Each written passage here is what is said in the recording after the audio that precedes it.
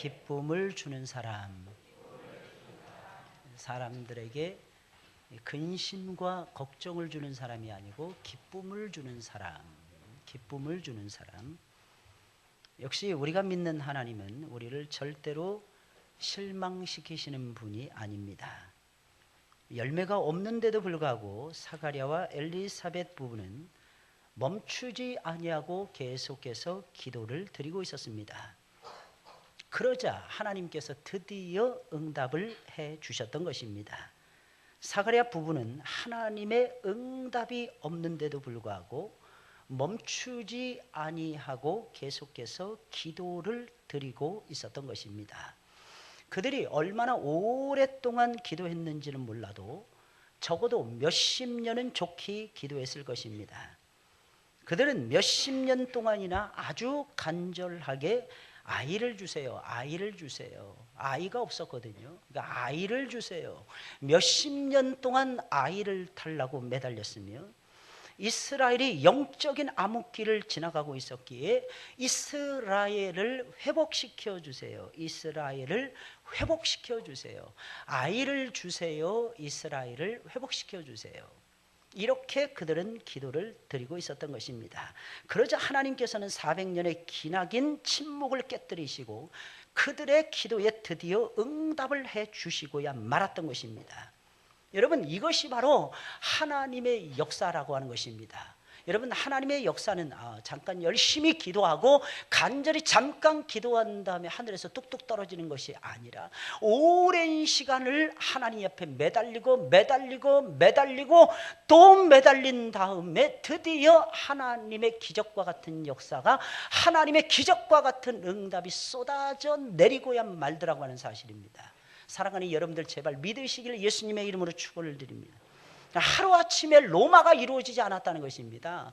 여러분, 800년의 기나긴 세월에 인고의 세월을 거친 후에 로마라고 하는 세계적인 대제국이 탄생이 되어졌듯이 마찬가지로 하나님의 위대한 역사, 400년의 암흑기를 깨뜨리고 나타나는 그 놀라우신 하나님의 역사는 오랜 세월 동안 수십 년의 세월에 걸쳐서 두 부부가 하나님 앞에 간절하게 매달린 결과 나타난 하나님의 자취였다고 하는 사실입니다.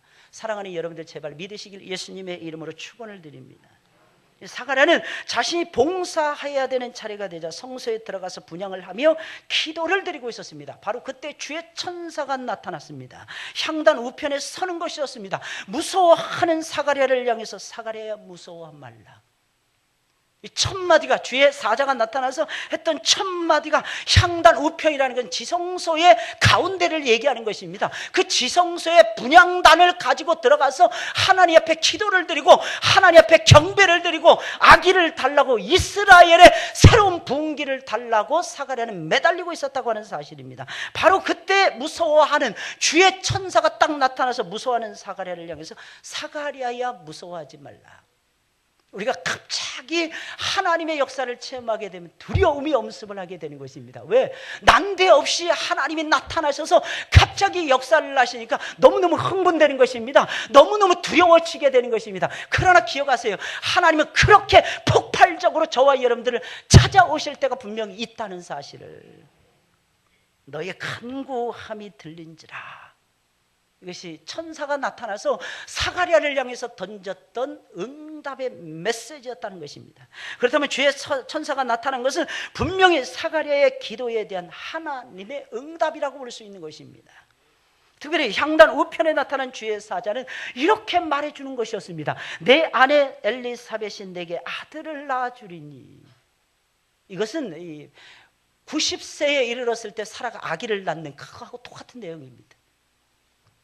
내 아내 엘리사벳이 내게 아들을 낳아주리니. 나의 하나님은 맹세하시는 하나님. 맹세하신다, 이것은 맹세하시고 약속을 이루어 가신다라고 하는 의미인 것입니다.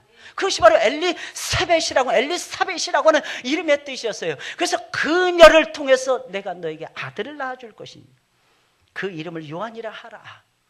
그 이름을 요한이라고 하는 이름의 뜻은 하나님의 사랑을 받은 비둘기라고 하는 뜻입니다. 하나님의 사랑을 받은 종이라고 하는 뜻입니다. 그 아들은 내 사랑을 받은 나의 종이라고 하는 뜻입니다. 놀라운 사실은 그 아기 때문에 너도 기뻐할 것이고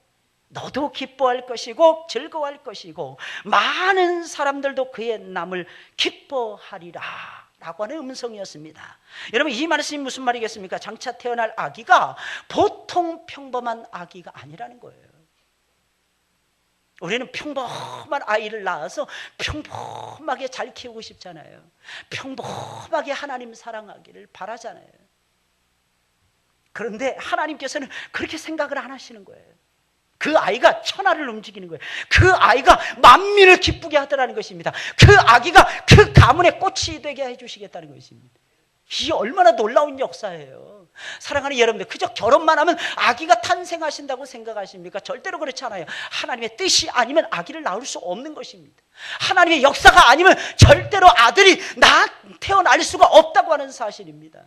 근데 아들을 낳았다, 이걸 쉽게 생각하는 분들이 너무 많아요. 절대로 그렇지 않습니다. 아기를 낳은 것은 하나님의 엄청난 축복이라는 사실입니다. 그런데 아들 셋 낳으신 분들은 더더욱이나 엄청난 복을 받은 사람들이에요. 둘도 아니고 셋씩이나 낳으신 분들, 엄청나게 복을 받은 하나님의 백성들이 것입니다. 그렇다고 오해하지 마시기 바랍니다. 따라서 해볼까요? 한번. 목사님, 딸을 낳은 나는 뭐가 됩니까? 그렇지 않다니까요. 여기 앉아 계신 분들 보세요. 만약에 이 자리에 남자들만 모여서 보세요. 아마 남자들이 체면 안 차리고 군대 가면 초코파이 하나 가지고 뭐 얻어먹기 위해서 군대를 갑니다. 예배를 드리러 갑니다. 주일날 초코파이 한 개 얻어먹기 위해서. 그걸 물어봤어요. 왜 그렇게 기독교를 가냐고. 그랬더니 불교도 가보고 천주교도 가봤는데 기독교가 잠자기에 제일 좋더랍니다. 기독교가 잠자기에 제일 좋더랍니다. 불교를 갔더니 뭐 그렇게 기도가 많은지 이거 알아 저거 알아. 근데 천주교에 갔더니 더 웃기더랍니다. 일어났다 앉았다 일어났다 앉았다. 천주교는 더 많이 시키더라는 거예요. 근데 기독교는 한번 일어났다가 한번 처음 시작할 때 세워놓고 그 다음에 찬송 부를 때 딱 앉혀놓고 그 다음부터 줄곧 앉혀놓더라는 것입니다. 그래서 기독교가 좋더라는 거예요. 어떤 마음으로 예배를 드리십니까? 보니까 이 여자분들이 많아야 돼요. 찬양대도 보세요. 남자보다 여자가 더 많이 앉아 있어요. 신기해. 이거 너무 신기한 것 같아요. 아마 여자들이 남자들보다 죄를 더 많이 지어서 하나님의 용서하심을 하나님의 큰 용서하심을 너무 많이 받아서 하나님 앞에 돌아온 것이 아니겠습니까? 할렐루야. 그런 것 같아요. 아무리 생각해도. 뭐 그렇게 됐든 저렇게 됐든 어찌 됐든 여자분들이 은혜를 참 많이 받는 것 같아요. 그 여자들이 있어야 예뻐지는 것 같아요. 여자들이 있어야 멋있어지는 것 같아요. 그렇다고 해서 여자들만 좋아한다고 생각하시면 곤란합니다. 하나님은 남자든 여자든 사랑하십니다. 남자라고 해서 미워하고 여자라고 해서 예뻐하시고 남자라고 해서 듬직하게 생각하고 여자들이라고 해서 가볍게 생각하시는 하나님이 아니십니다. 하나님이 아들을 주셨든 딸을 주셨든지 간에 그것은 저와 여러분들 향하신 하나님의 위대한 사랑의 표현이고 하나님이 우리에게 안겨주시는 최고의 선물이라고 하는 사실입니다. 그 가문이 소망이 있다. 그 가정이 소망이 있다. 어떻게 알 수 있는 것입니까? 아이들이 많으면 소망이 있다고 하는 사실입니다. 아이들이 많으면 소망이 있는 거예요. 미국에 아주 유명한 사람인데 그 사람 이름은 제가 생각나잖아요. 아이들이 14명이나 되는 14명을 키우는 거예요. 야, 14명 결혼하면서부터 50까지 계속 낳아야만이 14명. 그래서 미국 애들은 늦게 결혼하거든요. 사실 알고 봤더니 그게 아니고 그 부부가 낳은 아이는 딱 한 명이었어요. 13명을 데려다가 키운 거예요. 13명을 데려다가. 와, 대단한 것 같아요. 13명을 데려다가 그 기쁨 말로 할 수 없다는 거예요. 그분들. 처음에는 한둘 이렇게 입양을 해보니까 재미있더랍니다. 근데 나중에 보니까 더 즐거워지려면 아이를 더 입양해야 되겠다. 더 입양해야 되겠다. 소득이 많아지면 많아질수록 소득 기준으로 해서 아이를 입양할 수 있는 능력이 생기거든요. 소득이 많아지면 많아질수록 자기가 먹고 쓰는 것이 아니라 아이들을 더 하나라도 입양해서 하나님의 사람으로 키우겠다. 이 열망을 가지고 아이들을 입양을 하는 거예요. 그래서 무려 13명을 입양을 한 것입니다. 그래서 14명의 나는 아들, 딸들이 있습니다. 자랑스럽게 말을 해주는 거예요. 할렐루야. 이게 살아가는 묘미가 아닐까요? 여러분, 자녀가 있다. 이것은 최고의 기쁨이고 최고의 행복입니다. 근데 사가랴 부부는 늙을 때까지 자녀가 없었던 거예요. 곧 하나님의 부르심을 잊고 사가랴가 어렸을 때부터 광야에서 성장한 것을 보니까 아마 이 세례 요한이 어렸을 때부터 광야에서 자라난 것을 보니까 이 사가랴와 엘리사벳이 이 아이를 낳은 이후에 다 성장하기 전에 10살도 되지 않아서 아마 또 하나님의 품으로 갔던 모양입니다. 오늘 내일 하는데 하나님께서 아기를 선물로 주신 거예요. 손잡을 나이에, 손녀딸을 안을 나이에 하나님께서 아들을 선물로 주신 것입니다. 근데 더욱 놀라운 사실은 이 아이가 많은 사람들에게 큰 기쁨을 준다는 것입니다. 그랬으니 뭉클했겠죠. 그랬으니 얼마나 기뻤겠습니까? 그런데 놀라지 마세요. 제상이니까 하나님이 주셨겠지. 아닙니다. 절대로 그렇지 않습니다. 일주일 단위로 제사장들이 많았어요. 대제사장들이 고작해야 1년 365일 일주일밖에는 하나님 앞에서 봉사를 못할 정도로 제사장들이 많았다고 하는 사실입니다. 이게 무엇을 의미합니까? 1년에 딱 한 번 설교한다는 것입니다. 1년에 딱 한 번. 제사장들이 그렇게 많았어요. 그런데 하필이면 하나님께서 사가랴에게 주셨더라는 것입니다. 이유가 무엇일까요? 그를 사랑하셨기 때문이 아닐까요? 그를 통해서 하나님이 이루시고자 하는 놀라운 계획이 있었기 때문이 아닐까요? 그럼 세례 요한은 많은 사람들에게 큰 기쁨을 안겨주는 사람이었는데 어떻게 그는 많은 사람들에게 큰 기쁨을 줄 수가 있었던 것입니까? 첫째로 그는 주 앞에서 살아가고 있었고 주 앞에서 큰 사람이 되었기 때문입니다. 이게 굉장히 중요해요. 여러분들 어떻게 살아가십니까? 누구 앞에서 여러분들이 살아가고 계십니까? 지금도 다 벌써 좋으시는 분이 계세요. 여기서 이러시면 안 되죠, 진짜. 조심하면 어떻게 해요, 여기서. 눈 크게 뜨세요. 눈 크게 뜨시고. 졸리시잖아요? 그럼 일어서서 저 뒤에 가서 서 계시세요. 서서라도 하나님 말씀 들어보세요. 여러분, 우리는 하나님 앞에서 살잖아요. 사람들에게 부끄럽습니까? 창피하십니까? 사람들에게도 기쁨이 되셔야 돼요. 하나님에게도 기쁨이 될 뿐만 아니라 우리는 사람들에게도 기쁨을 줘야만 됩니다. 그러면 사람들에게 하나님에게 기쁨을 드리는 것은 아무것도 아니고 이 사람에게는 당연한 것이었어요. 세례 요한에게는 그것은 당연한 이치였더라는 것입니다. 그거 생각조차 할 필요가 없었더라는 것입니다. 그의 평생의 기쁨은 하나님께 영광이 되는 것이에요. 하나님께 기쁨을 드리는 것입니다. 그런데 하나님께서는 사람들에게도 기쁨을 주는 존재가 바로 세례 요한이라고 하는 위대한 존재였다고 하는 사실입니다. 그러려면 그렇게 살아가려면 어떻게 되느냐? 하나님 앞에서 주 앞에서 살아가야 돼요. 주 앞에서 어떻게 살아가야 되냐? 큰 사람으로 살아가셔야 됩니다.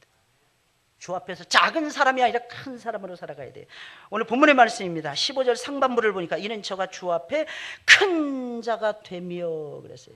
14절에 있는 말씀 너도 기뻐하고 즐거워할 것이요 많은 사람도 그의 남을 기뻐하리니 이어서 하는 말이 그것입니다. 이는 저가 주 앞에 큰 자가 되며 그 이유에 대한 설명이에요. 성경을 잘 보세요. 여러분들 무턱대고 성경을 막 짜집기 하듯이 여러분들 마음대로 아전인수격으로 해석하지 마시고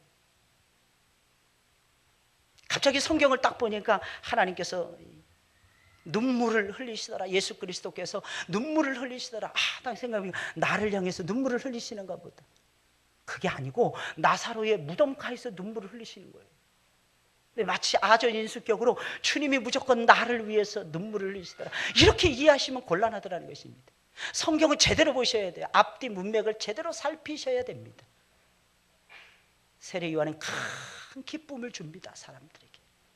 그 이유가 무엇입니까? 이는 주 앞에서 큰 사람이 큰 자가 되며 그랬어요. 이 사람은 주님 앞에서 생활하고 있었어요. 세례 요한은 주 앞에서 작은 사람이 아니라 큰 사람이었습니다. 그저 사람들은 사람들 앞에서 큰 사람이 되고자 합니다. 그러나 세례 요한은 그러지 않았어요. 하나님 앞에서 큰 사람이 되기 위해서 몸부림을 쳤다는 것입니다. 여기서 크다 이 말은요 메가스라고 하는 단어입니다. 우리 보통 쓰는 단어 있잖아요. 메가라고 하는 말을 쓰잖아요. 메가. 이 메가라고 하는 말은요 크다 이런 뜻입니다. 위대한 헬라어 단어인데 위대한 덕스러운 권위가 있는 이라고 하는 뜻을 가지고 있는 단어가 메가스라고 하는 단어인 것입니다. 그렇다면 세례 요한은 위대한 사람, 덕스러운 사람, 권위가 있는 사람이었다는 것입니다. 무조건 출세해서 대단한 지위를 차지하거나 무조건 비즈니스를 해서 돈만 많이 벌거나 하는 그런 사람이 아니었다고 하는 사실입니다. 하나님 보시기에 위대했다는 것입니다. 덕스러웠다는 것입니다. 덕스러웠다는 것은 많은 사람들을 이롭게 만들어 주고 있었다는 것입니다. 그래서 세례 요한에게 뭐가 생겨? 권위가 생겼다는 것입니다. 권위가 무엇입니까? 사람들을 세워주는 능력을 가리켜서 권위라고 말을 하는 것입니다. 이게 세례 요한의 위대한 모습이었어요. 세례 요한은 누구보다도 위대하며 수많은 사람들에게 덕을 끼치는 권위가 있는 사람이었던 것입니다. 게다가 이 단어가 32절에 있는 말씀을 보니까 예수님께도 그대로 적용이 되어졌던 단어였습니다. 그렇다면 세례 요한은 거의 예수님과 비교할 수 있을 정도로 쉽게 말씀드리면 주님을 방불케 하는 존재가 바로 세례 요한이라고 하는 존재였다는 것입니다. 이렇게 이해할 수가 있어요. 우리가 예수님을 믿고 예수님을 따라가고 있잖아요, 여러분들. 예수님을 닮아가는 것을 얘기하는 거예요. 우리의 꿈 예수님 아닙니까? 예수님처럼 되고 싶지 않나요? 저는 예수님처럼 되고 싶어요. 그래서 그 찬양 너무 좋아요. 낮엔 해처럼 밤엔 달처럼 예수님처럼 바울처럼 그렇게 살고 싶더라는 거예요. 여러분들은 어떠십니까? 예수님을 닮아가기를 원하십니까? 하나님을 닮아가기를 원하십니까? 하나님을 닮아가는 거룩한 존재가 되기를 원하십니까? 그러면 여러분들의 모습이 사람들에게도 기쁨이 된다고 하는 사실입니다. 하나님께만 기쁨이 되는 존재가 아니라 바로 사람들에게 기쁨을 주는 위대한 존재가 되더라는 것입니다. 여기서 우리는 왜 세례 요한이 큰 사람이 되었는지 생각을 해야만 되는 것입니다. 철저하게 그는 주님 앞에 서 있었기 때문입니다. 우리는 늘 주님 앞에 서 있어야 돼. 하나님 앞에서. 따라서 해볼까요? 하나님 앞에서 살자. 하나님 앞에서 살자. 어떤 사람이 행복해질까요? 하나님을 만난 사람입니다. 어떤 사람이 하나님을 만날까요? 하나님을 의식하면서 살아가는 사람, 하나님 앞에서 생각하고 하나님 앞에서 말하고 하나님 앞에서 행동하는 사람, 그런 사람들이 하나님을 만날 수가 있게 되는 것입니다. 그래서 큰 자라는 표현 앞에 주 앞에라는 수식어가 먼저 나오게 되는 것입니다. 그는 철저하게 주님 앞에 서서 주님을 믿었을 뿐만 아니라 철저하게 주의 말씀을 따라서 주님을 위해서 살았기 때문이라는 것입니다. 오직 주님 앞에 서서 오직 주님만을 바라보고 오직 주님만을 사랑하고 오직 주님만을 생각을 하고 주의 말씀을 증거하며 오직 주의 길을 예비하면서 그의 소중한 인생을 불태웠다고 하는 사실입니다. 그가 큰 사람이 될 수 있었던 비결 아주 간단합니다. 크신 주님을 모시고 살았기 때문이라는 것입니다. 사랑하는 여러분들, 많은 사람들에게 하늘의 신령한 기쁨을 안겨주는 하나님의 백성들이 되기를 원하십니까? 그러면 작은 사람이 아니라 큰 사람들이 되어야 할 것입니다. 키가 큰 사람을 의미하는 것이 아니라 철저하게 크신 능력이 많으신 위대하신 주님 앞에 서 있는 큰 사람. 다시 말씀드리면 믿음이 크고 마음이 크고 생각이 크고 실력이 크고 비전이 큰 사람들이 되어야 할 것입니다. 그러면 분명히 많은 사람들에게 신령한 기쁨을 여러분들께서 안겨주실 수가 있을 것입니다. 특별히 여러분들에게 부탁하고 싶은 것이 있는데 이 생각이 큰 사람들이 되셔야 돼요. 마음이 큰 사람을 얘기하는 거예요. 어떤 사람은 키는 크고 덩치는 큰데 미안합니다. 비유해서 말씀드리는 거예요. 마음이 작은 사람들이 있어요. 근데 어떤 사람들은 키도 작습니다. 보기에는 정말 왜소해 보이십니다. 근데 마음이 큰 사람들이 많습니다. 이 사람의 생각이라는 것이 얼마나 중요하고 소중한지 오늘날에는 보니까 최근에 제가 읽은 책 속에는 생각 디자이너라고 하는 직업도 있더라고요. 생각을 정리해 주는 크리스찬입니다. 생각 디자이너라고 하는 직업을 가지고 활약을 하는 이용각이라고 하는 사람이 있습니다. 이름이 참 신기하죠? 용각산을 먹었는지 이름을 용각이라고 지었어요. 근데 이 사람이 믿음이 그렇게 좋으시더라고요. 성경에서 다 이거 생각해냈다 그러더라고요. 생각을 잘 하려면 생각을 잘 정리해야 하는 거예요. 자기는 생각 정리자라는 것입니다. 생각을 아무 때나 막 쓰는 것이 아닙니다. 필요할 때 꺼내서 쓰는 것입니다. 그래서 어떻게 합니까? 하나의 수첩에다 계속 메모를 다 해놓는다고 합니다. 하나의 수첩에다가. 두 번째는 시간 순서대로 정리를 해놓는다는 거예요. 시간 순서대로 자기 아이디어 생각나는 거 시간 순서대로 차곡차곡 다 정리해 놓는다고 합니다. 그리고 딱 필요할 때 꺼내서 쓴다고 합니다. 이것이 그의 생각의 플랜이에요. 여러분 굉장히 중요합니다. 이 생각이라는 것이 얼마나 중요한지. 이 생각 잘하면 마음이 넓어집니다. 이 생각 잘하면 머리가 좋아집니다. 이 생각 잘해보세요. 몸도 건강해집니다. 왜? 뇌가 계속해서 활동을 하기 때문이라고 하는 사실입니다. 뇌가 건강해야 손과 발이 건강해질 수 있고 몸이 건강해질 수가 있다고 하는 사실입니다. 여러분 생각 잘 사용하시길 예수님의 이름으로 축원을 드립니다. 생각이 큰 하나님의 종들이 되시길 예수님의 이름으로 축원을 드립니다. 둘째로 세례 요한은 술에 취하지 아니하고 오직 성령에 취했기 때문입니다. 오늘 본문 15절 후반부에 있는 말씀입니다. 포도주나 독주를 마시지 아니하며 모태로부터 성령의 충만함을 입어. 사람들은 참 신기합니다. 두 가지를 다 해보고 싶어요. 두 가지를 다 동시에 하기를 원합니다. 술에도 취하고 성령에도 취하고 싶어 합니다. 그러나 여러분들 명심하세요. 성경에는 둘 다 취할 수는 없습니다. 술에 취하면 성령에 취할 수 없고 성령에 취하면 술에 취할 수가 없는 것입니다. 그런데 악한 원수 마귀는 둘 다 취할 수 있다. 술에 취할 수도 있고 성령에 취할 수도 있다라고 속삭이더라는 것입니다. 사람들은 그런 줄 알고 거기에 속아서 넘어가게 되는 것입니다. 그러나 분명히 말씀드리는데 진정 성령에 취하여 거룩하고 아름다운 인생을 살아가려면 술에 취해서는 절대로 안 되고 오직 성령에 취해야 할 것입니다. 여러분 세례 요한이 하나님의 기쁨이 되고 많은 사람들의 기쁨이 될 수 있었던 비결이 무엇입니까? 술에 취하지 아니하고 성령에 취했기 때문이라는 것입니다. 세례 요한은 모태에서부터 성령의 충만함을 받고 태어나서 평생토록 포도주와 소주를 마시지 않았습니다. 아예 처음부터 구별된 사람이었기에 포도나무 근처에도 가지를 않았던 것이며 평생을 오직 성령에 취해서 살았던 것입니다. 그는 아예 태어나기 전부터 성령에 취해 있었다는 것입니다. 엄마 뱃속에 있을 때부터 성령에 취했어요. 왜 그랬습니까? 엄마 아빠가 성령에 취한 사람이었기 때문입니다. 참 신기해요. 성령에 취하는 방법이 여러 가지 방법이 있습니다. 첫째는 하나님 말씀 들으면 성령이 충만해집니다. 둘째는 하나님의 종이 안수하면 성령이 취해집니다. 할렐루야. 셋째는 기도하게 되면 성령에 취할 수가 있게 되더라고 하는 사실입니다. 참 신기한 것은요, 하나님은 성령이 충만한 사람을 통해서 성령을 전달시켜 주십니다. 어떤 때는 하늘에서 뚝 떨어질 때도 있어요. 말씀 들으면서 여러분들이 성령을 하늘로부터 직통으로 받을 수도 있을 것입니다. 그러나 오해하지 마세요. 때로는 주의 종이 손을 얹고 기도했을 때 성령을 받는 경우도 있다고 하는 사실입니다. 우리 장로교는 이것을 별로 그렇게 달갑지 않게 생각하는데 장로교시라고. 근데 성경은 그렇게 말을 하고 있어요. 할렐루야. 성경을 믿어야죠. 할렐루야. 하나님 말씀에서부터 교리가 나온 것이 아니겠습니까? 하나님 말씀에서부터 신학이라는 것이 나온 것이 아닐까요? 그래서 하나님 말씀을 따라서 살아가는 위대한 하나님의 종들이 되시길 예수님의 이름으로 축원을 드립니다. 그는 오직 성령에 완전히 붙들린 하나님의 사람이었기에 그 어떤 불순물도 세례 요한에게는 끼어들 수가 없었던 것입니다. 왜 사람들은 술을 찾고 있는 것입니까? 사람들은 좋은 일이 있어도 술을 찾습니다. 또 그러면 좋은 일만 있으면서 아니에요. 좋지 않은 일이 있어도 술을 찾습니다.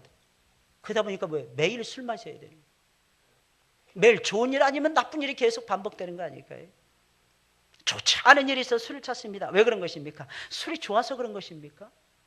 제가 보기엔 술이 좋아서 그러는 분들도 많이 있는 것 같아요. 근데 다 그런 것은 아닌 것 같습니다. 술이 좋아서 술을 찾는 분들도 많이 계시지만은 다 그래서 술을 찾는 것은 아닌 것 같습니다. 사실은요, 어떻게 보면 그것이 아니라 성령에 취하는 즐거움을 몰라서 그런 것입니다. 여러분 성령에 취하는 즐거움을 딱 한 번만이라도 단 한 번만이라도 한번 체험을 해보세요. 많이도 아닙니다. 성령에 한번 취해보세요. 그 기쁨, 그 영광, 그 행복이 얼마나 대단한지 다른 것이 조금 더 생각이 안 날 정도라는 것입니다.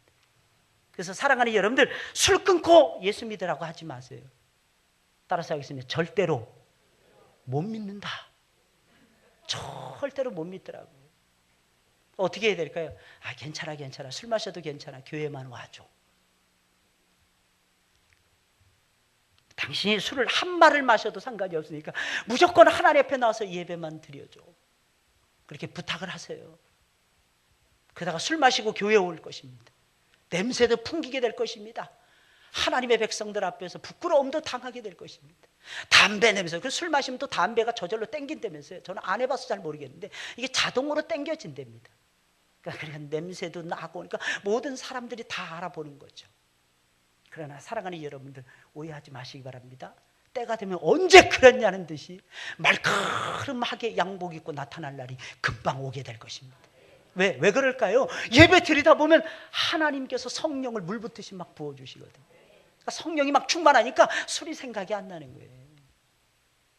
어떤 분들이 그래요. 술을 지고는 못 가도 마시고는 갈 수 있다. 저희 집안도 내력이 그래요. 처음부터 술을 그렇게 좋아하는 저희 할아버지도, 저희 아버님도. 근데 저희 아버님이 술 한 잔도 하시는 걸 제가 어려서부터 못 봤어요.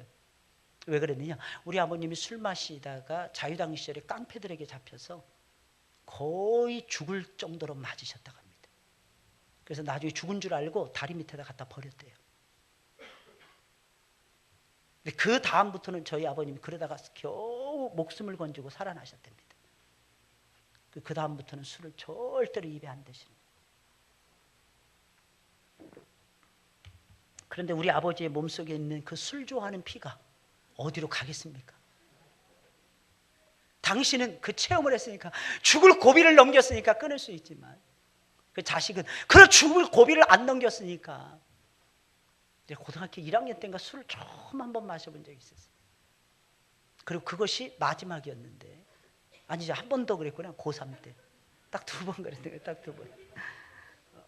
그렇게 재밌어요? 한 번 더 했다는 게? 한 번 술을 탁 마셨는데 제 친구들이 저한테 술을 가르쳐 준다고. 그때 저는 그런 생각을 가졌어요. 그때 교회를 나가기 직전이었던 것 같은데, 당연하다고 생각을 했어요. 남자들은 술 마실 줄 알아야 된다 그랬어요. 좀 호탕함이 있어야 된다, 이런 생각을 가졌어요. 어디서부터 거지 같은 생각을 가졌는지 잘 모르겠는데 이상하게 그런 마음을 제가 가지고 있었어요. 근데 제 친구가 술을 배우고 있다고 처음에 맥주 마시게 하더니, 나중에 소주 마시게 하더니, 나중에 막걸리 마시게 하더니, 골고루 뭐 이상한 대병으로 큰 것도 가져오고 막 그러는 거예요. 다 마셨는데 저는 진짜 멀쩡하더라고요. 근데 저희 누님한테 딱 들킨 거예요. 여름 한철이, 여름 한 달이었는데 우리 누님이 그러는 거예요. 야, 들어가서 자, 그러시더라고요. 저는 그 말이 취했다. 들어가서 자.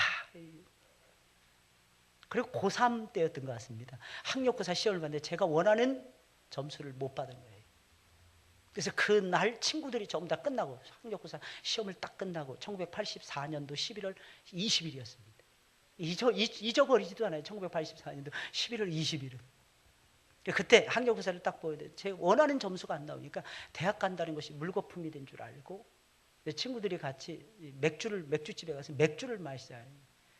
근데 500cc를 딱 한 잔 마셨어요. 500cc. 근데 그냥 가버린 거예요.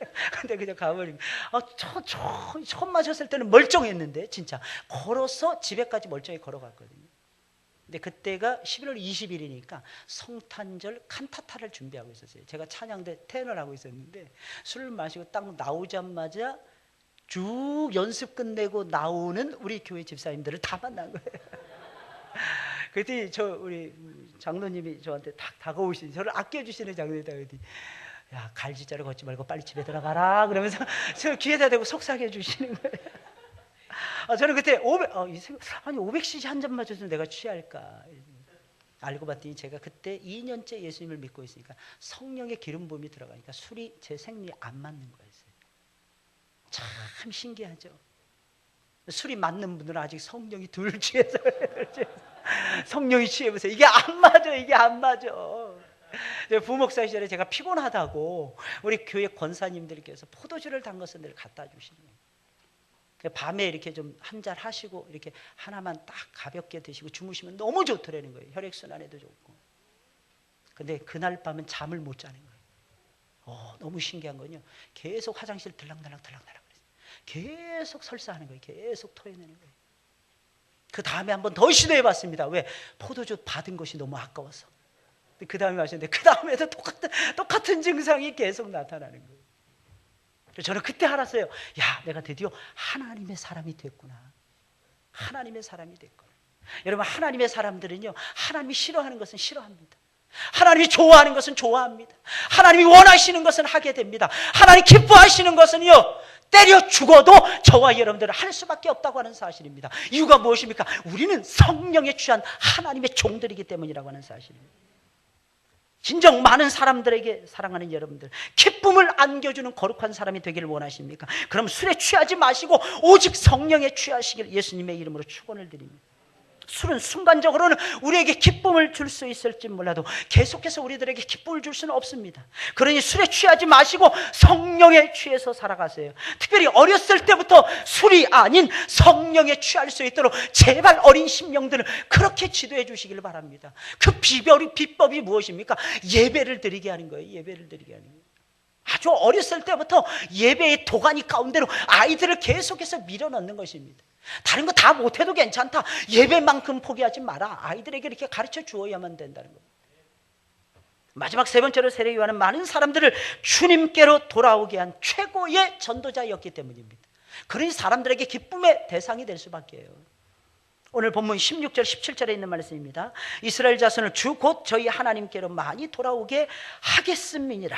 저가 또 엘리야의 심령과 능력으로 주 앞에 앞서가서 아비의 마음을 자식에게 거스리는 자를 의인의 슬기에 돌아오게 하고 주를 위하여 세운 백성을 예비하리라. 주의 천사는 이렇게 말하는 것입니다. 장차 태어날 아이가 수많은 이스라엘 백성들을 주님께로 돌아오게 할 자다라고 말을 하고 있는 것입니다. 여러분, 이 얼마나 소중한 아이입니까? 한두 사람을 예수님 앞으로 데려오는 것도 힘들어요. 얼마나 힘든 일인지 모릅니다. 여러분들 전도 한번 해보세요. 한 영혼을 예수님 앞으로 데려오는 것이 얼마나 어렵고 힘든 일인지 모를 것입니다. 정말 어려워요. 정말로 힘든 일입니다. 한 영혼의 마음을 뒤집어 놓아서 설득해서 감동을 주어서 하나님 앞에 나와서 예배 드리게 한다. 여러분, 이것은 최고의 기적입니다. 게다가 당시에 이스라엘 백성들은 하나님의 백성들임에도 불구하고 하나님 멀리하고 있었어요. 하나님 등지고 있었습니다. 하나님 가까이 했던 것이 아니라 하나님 등지고 있었다고 하는 사실입니다. 그런데 세례 요한은 하나님의 말씀을 외침으로 말미암아 수많은 사람들의 영혼을 건져낸다고 하는 사실입니다. 할렐루야. 더욱 놀라운 사실은 세례 요한이 많은 사람을 건졌다고 하니까 사람들은 오해합니다. 아, 기적도 많이 행했겠다. 아니에요. 세례 요한은 단 한 번도 기적을 행사한 적이 없었습니다. 그런데 최고의 기적이 그를 통해서 나타났던 것입니다. 최고의 기적이 무엇입니까? 사람이 바뀌어지는 거예요. 영혼이 새로워지는 것입니다. 영혼이 거듭나서 하나님을 찬양하고 하나님께 예배를 드리는 것입니다. 나에게 가지고 있는 가장 소중한 것을 아낌없이 하나님을 위해서, 이웃을 위해서, 죽어가는 문영혼들을 위해서, 가난한 영혼들을 위해서, 불쌍한 영혼들을 위해서 쓸 수 있는 사람으로 바뀌어지는 기적. 그 기적을 누가 연출하고 있었느냐? 바로 세례 요한이라고 하는 인물이 연출하고 있었다는 것입니다.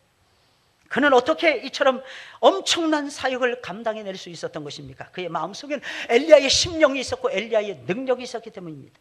여러분, 엘리야는 대부분의 이스라엘 백성들이 하나님을 등지고 멀리할 때 하나님의 살아계심을 선포하면서 수많은 사람들을 예수님께로 돌이켰던 최고의 선지자였습니다. 그런데 세례 요한이 바로 그 엘리야의 심령, 엘리야의 심정으로 무장을 하고 이스라엘 백성들의 마음을 주님께로 돌이켜서 주님 앞으로 인도한다는 것입니다. 여러분, 엘리야의 심정을 가지시길 예수님의 이름으로 축원을 드립니다. 이것이 중요한 거예요. 이것이 기적의 모티브가 된다는 것입니다. 어떤 사람이 전도할 수 있을까요? 여러분, 어떤 사람이 전도를 잘할 수 있을까요? 교리에 대해서 많이 아는 사람? 어떤 사람이 전도를 잘할까요? 오래 예수님을 믿은 사람? 어떤 사람이 한 영혼, 천하보다 귀한 영혼을 예수님 앞으로 데려올 수가 있을까요? 돈이 많아서 사람들을 위해서 물 쓰듯이 펑펑 쓰는 사람. 물론 돈이라는 것은 그렇게 써야 될 것입니다. 물론 우리에게 주신 지위나 직분이라는 것을 그렇게 사용하면서 살아가야 될 것입니다. 그러나 그런 것이 없더라도 딱 한 가지 중요한 것이 있으면 됩니다. 그게 뭘까요? 하나님 아버지의 마음이에요. 하나님 아버지의 마음. 영혼을 향해서 불타오르는 하나님 아버지의 마음. 저는 그 마음이 일을 한다고 생각을 합니다. 일을 하는 거예요. 그 마음이 역사를 있는, 그 마음이 열매를 가져오게 되는 거예요. 그래서 성경에 보면 눈물의 영성이라, 예수님 눈물 지으시잖아요. 하나님의 선지자들 많이 울잖아요. 예레미야 눈물의 선지자예요. 눈물의 선지자. 이 눈물이라는 것은 내가 흘리고 싶다고 해서 흘리는 것이 아니거든요. 하나님이 눈물을 주셔야만 흘릴 수 있는 거예요. 그 영혼은 사랑하는 마음이 없이는 눈물이 안 터지는 거예요. 눈물이. 주님은 진정한 목자셨습니다. 왜? 주님은 평생을 울면서 시간 보내셨으니까. 예루살렘아 예루살렘아, 예루살렘아 예루살렘, 얼마나 우셨는지 몰라요. 암탉이 제 새끼를 품은 같이 너를 품기 위해서 얼마나 내가 일었는지, 얼마나 많은 선자들을 보내주었는지. 그런데 이스라엘 백성들은, 예루살렘에 살고 있는 백성들은 거기에 올바른 반응을 보이지 못하고 있었더라는 것입니다. 그래도 예수님 보내주시는 거예요. 예수님은 그래도 그들을 바라보시면서 우시는 것입니다. 눈물을 지으시는 거예요. 바로 그때의 구원의 놀라운 역사가 일어나고야 말았던 것입니다. 여러분, 많은 사람들에게 항상 기쁨을 주는 사람이 되시기를 예수님의 이름으로 축원을 드립니다. 내가 기쁨을 누리기보다는 다른 사람들에게 기쁨을 주세요. 그러려면 어떻게? 하나님 앞에서 살아가야 돼요. 하나님 앞에서 여러분들의 모습을 아름답게 만들어 보세요. 거룩하게 한번 만들어 보세요. 성령에 취해서 살아가세요. 세상에 취하지 마세요. 술에 취하지 마세요. 하나님께 취해 보시길 바랍니다. 그리고 무엇보다도 많은 사람들을 주님께로 제발 인도하세요. 많은 사람들을 옳은 대로 인도한 사람은 별과 같이 영원토록 비추리라 그랬잖아요. 여러분, 별처럼 별과 같은 인생을 살아가시길 예수님의 이름으로 축원을 드립니다. 우리 찬송 부르면서 우리 준비하신 예물 하나